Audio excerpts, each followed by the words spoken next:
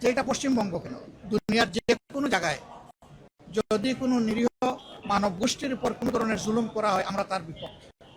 ইসলাম ধর্মকে সেখানে আইডেন্টিফাই আলাদা করা হবে কেন?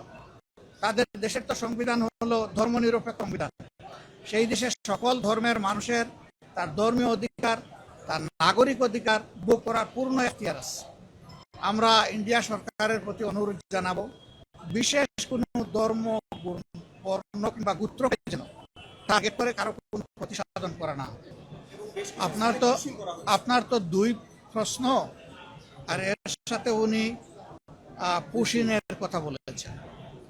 প্রথমটা হলো যে আমরা এই বিষয়গুলা অবজার্ভ করছি, পর্যবেক্ষণ করছি।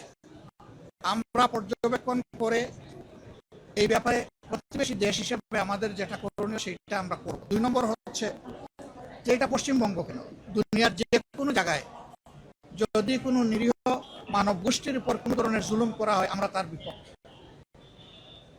এটা যদি এমনও হয় যে এমন কোনো দেশ আছে, গোষ্ঠী আছে যাদেরকে আমরা ভালোবাসি না, তারা আমাদের ক্ষতি করেছে, কিন্তু এখন তারা মজলুম। এই মজলুম যেখানে গেছে আমরা মজলুমের পক্ষে, এটাই আমাদের অবস্থা পরিষ্কার। 2 নম্বর হচ্ছে ইসলাম ধর্মকে সেখানে আইডেন্টিফাই আলাদা করা হবে কেন? তাদের দেশের তো সংবিধান হলো ধর্মনিরপেক্ষ সংবিধান। সেই দেশের সকল ধর্মের মানুষের তার ধর্মীয় অধিকার, তার নাগরিক অধিকার ভোগ করার পূর্ণ এখতিয়ার আছে।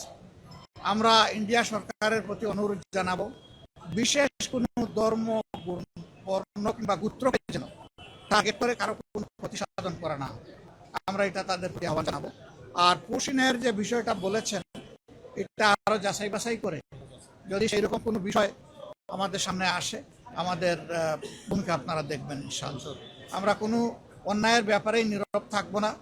প্রতিবেশীকে আমরা সম্মান করি, কিন্তু কোনো প্রতিবেশী আমাদেরকে অপমান করবে এটাও কারো কাছ থেকে আমরা চাই না।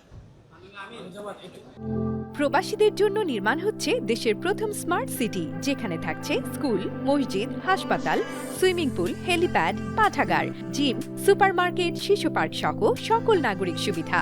মাত্র 30 লাখ টাকা বিনিয়োগে মিলছে আকর্ষণীয় ফ্ল্যাট। প্লাটিনাম ইনভেস্টরদের জন্য ঢাকা বিমানবন্দরে ভিআইপি প্রোটোকল সুবিধা। বিস্তারিত জানতে যোগাযোগ করুন স্ক্রিনে দেয়া হোয়াটসঅ্যাপ অথবা ইমো নাম্বারে।